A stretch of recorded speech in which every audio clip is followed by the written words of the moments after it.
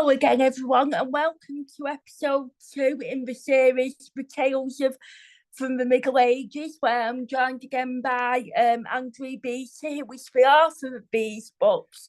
Now, book 2 of the standalone novels within the Tales of the Medieval series that are published by a children's publisher, Sweet Cherry Publishing, who are a children's publisher based in Leicester. It's called The Angel Player, and this is set in the period of the Black Death. Obviously, this was a horrific period of history. It killed almost.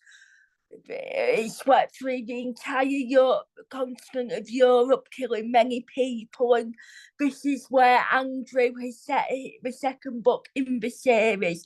So, hello again, Andrew. Hi there. So, yeah, The Angel Player, what is this about? So, yes, you're right. This is a book called The Angel Player, and it was published just last September by Sweet Cherry Publishing. And it's a book for kind of 9 to 12-year-olds. So it's upper middle grade. And it is indeed set in Kent in the year 1349. So the Black Death was raging at the time. And you're right to say the Black Death was a truly apocalyptic event. A lot of not much in some ways is actually known about it, because when you read how many people died, people say anywhere between a third and 2/3 of the English population, which is just a staggering figure.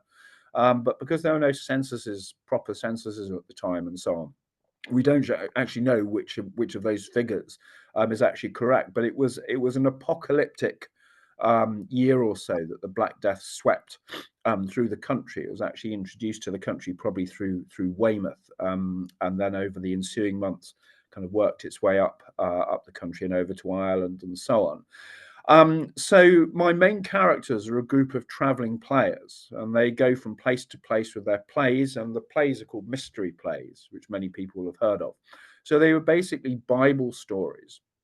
And they were presented by actors in the Middle Ages to a population that was largely illiterate, so hadn't read the Bible, but liked hearing stories. And in particular, they acted plays about Adam and Eve was one, about the creation, and about other stories as well from the Bible, both the Old Testament and the New Testament.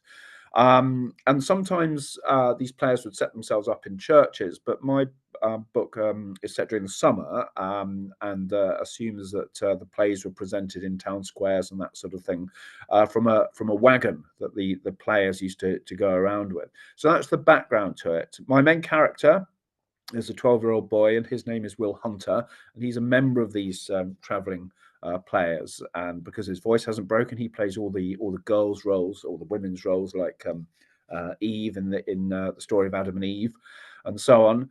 And right at the start of the book, as they're trundling through Kent, they find a boy by the side of the road, and he's barely alive. And Will persuades his uncle, who's the leader of the traveling players, to let him revive the boy, which he does. And then the boy appears to be possibly some sort of miracle worker, which, of course, during the Black Death is of added significance, and that's the background to the play. So I like to think it will be enjoyed by children. A lot of children like acting and that sort of thing, and this boy is an actor, and it's set amidst a company of actors, as well as children who might like history as well. So obviously, we know that when the Black Death did arrive in Britain, and it swept through the population. It obviously swept through the entire country. But you've set your story within the Kent. Why did you choose Kent for the setting? Well, so there is a specific answer to this, because at the end of the story, I wanted there to be a conflict with the church authorities, and the church authorities do not like this boy. His name is Thomas Rose, the boy that Will Hunter revives by the side of the road. They don't like his influence. And for a church, well, the most significant church in the country in the Middle Ages, and indeed now, was Canterbury Cathedral.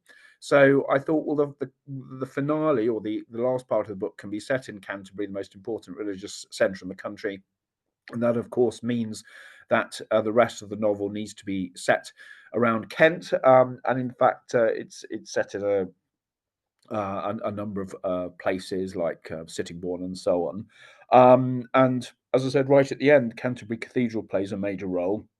And in fact, on the cover, which we can see behind you very nicely, that is Canterbury Cathedral, medieval Canterbury Cathedral, and the two boys are leaping from it on the cover. And why they're doing that, you'll have to read the book to find out. But it did have a specific setting. I think being set in Canterbury was important, and then that gave rise to the rest of the book being set in Kent.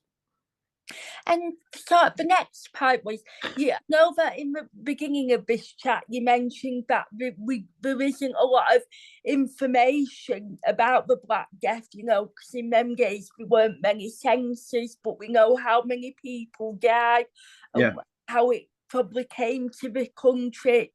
You know, it came from the fleas, maybe, or rats. So, how did you approach your research? Because obviously, it must have been difficult doing research because you didn't know where to start from. Yeah, that's interesting.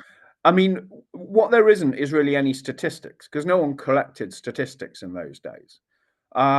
And what there are is kind of accounts that have been left. And often these accounts are written by monks because they were the literate ones, you know, and there are also parish records, but some parish records are better kept than others. So I did a fair bit of reading about the Black Death. We also know that it was quite medically complex. There was actually more than one plague going around at the time. There was the bubonic plague, which very famously created these buboes or swellings under people's arms and so on. But at the same time, there was another plague called the pneumonic plague, which affected people's lungs. And in fact, the pneumonic plague was much more fatal than the bubonic plague, and it was actually spreading faster as well because the pneumonic plague spread by people breathing on each other, whereas I think the bubonic plague was more being spread by fleas. So I had to sort that out, and that difference between the two plagues actually comes into the story. So I did have to do a fair bit of research as regards the actual nature of the plague. But as you say, you do hit a brick wall eventually. There aren't any statistics. There aren't any firm records in some parts of the country of when it reached each place and so on. And also, you have to be careful, particularly with children's books, but I guess with historical fiction in general, is that you can't put too much research into the book. Does that make sense? The book is not an encyclopedia. It's not a factual book. It is a piece of fiction, and you have to be careful not to let the kind of facts that you've researched kind of overwhelm the actual fictional story. So in all cases, it was the story about the relationship between these two boys that was the kind of thing that pushed it on. And the plague, it's there, obviously, it's the background, but I try not to be too overwhelming in terms of factual information about it. And the book is about this whirling, you know, traveling players, and you mentioned that they, you know, went around performing Bible stories to illiterate audiences. So what was? Could you give us a bit of a history of the theatre during that time, and you know, and what was it really like to, like, you know, go around traveling to different areas? And Yeah, it's interesting. I mean, I did a bit of research on traveling players, but again, there's not too much written down about what they did. And the role of the traveling players actually changed a lot over the course of the Middle Ages as well.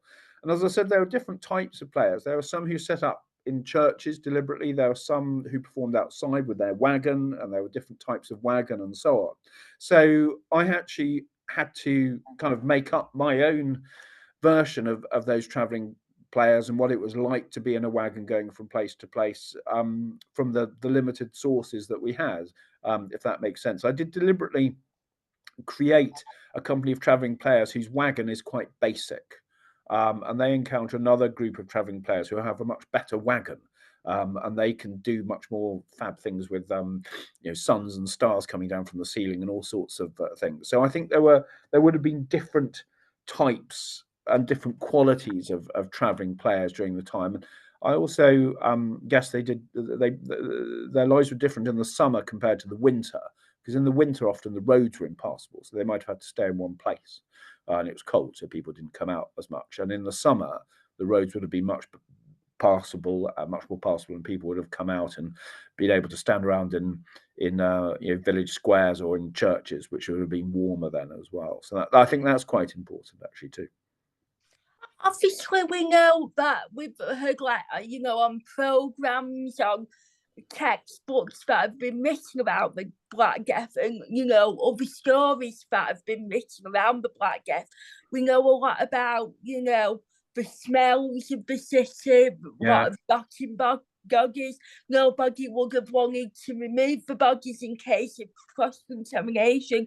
Obviously, your book is set in the summer, so again, it'd be very hot. So, what is it like, because when we're reading, especially for children, we really want to imagine that they're there. So, what was it like to conjure up the sights and the smells of the city? It was good actually. I mean, there's a lot of filth and grime, and also a lot of despair. I don't think. I mean, you've also got to be, aware all the time you're writing for children, so you can't be too graphic about these things as well. It was an appalling time, and you can conjure up kind of sights and smells, but you can't be you can't delve into them too deeply. I mean, if you imagine you writing an adult historical work of historical fiction set in this time, I think you could possibly be much more graphic about that sort of thing, if that makes sense. But maybe writing for children, you have to be a little bit more restrained. So it was challenging both to write about the sights and the smells, so they are compelling,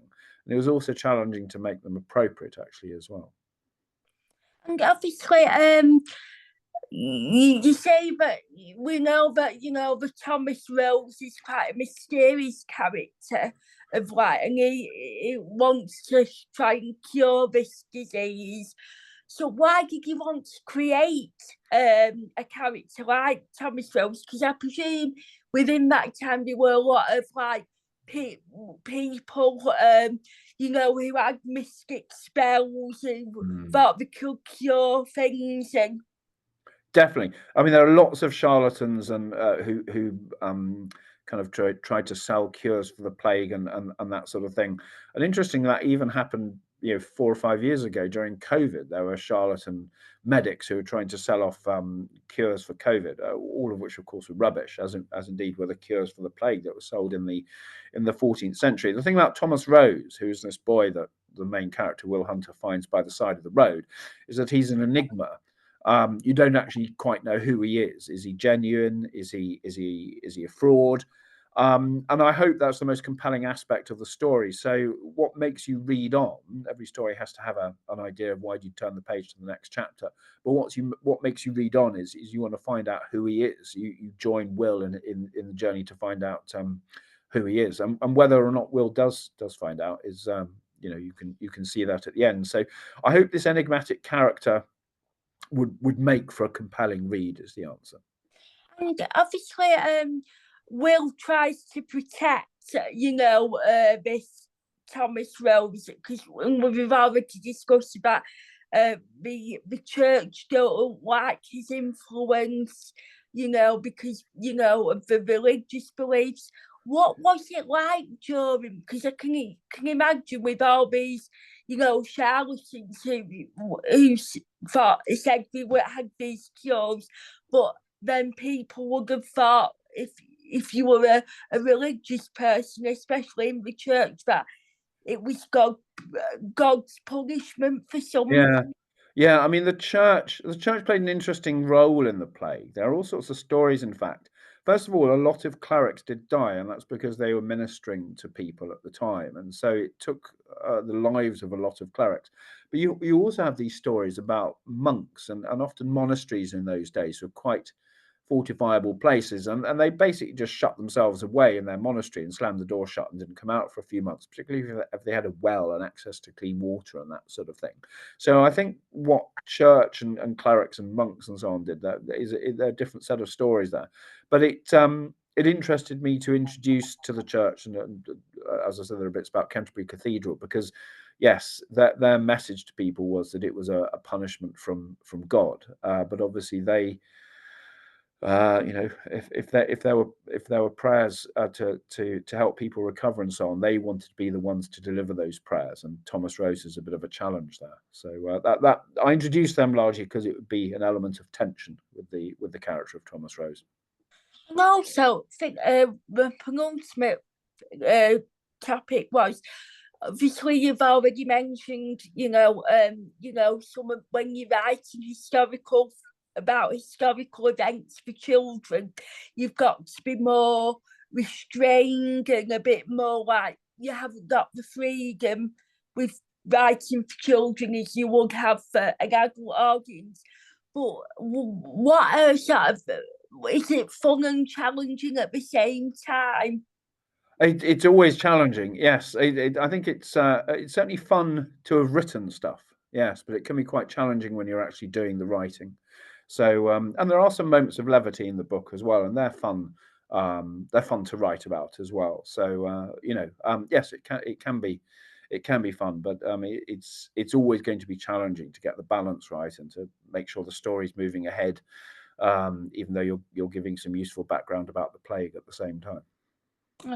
And my last question, so you've written 2 books within the Tales of the Medieval series so Mhm. far, and before we came, to record this chat, you mentioned that Sweet Cherry may be interested in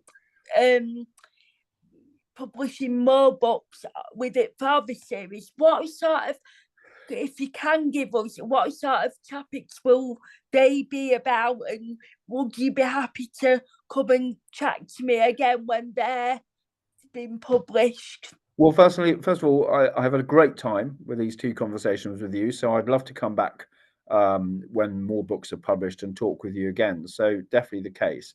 And I think Sweet Cherry would like to push on with the series. You're right. And so possible themes and eras, they're all standalone novels set during the English Middle Ages, but possible themes and eras include an 11th century or book set in the early 11th century in the last Viking raids, and that book is set up in northeastern England. And people think the Viking raids were earlier than that, but Viking raids actually continued well into the Middle Ages, and the Vikings is a good topic for that. And also, there's another book about medieval witchcraft as well. But all will be revealed, I think, when they're published. But as I said, there's that book set amidst the witchcraft of the Middle Ages as well.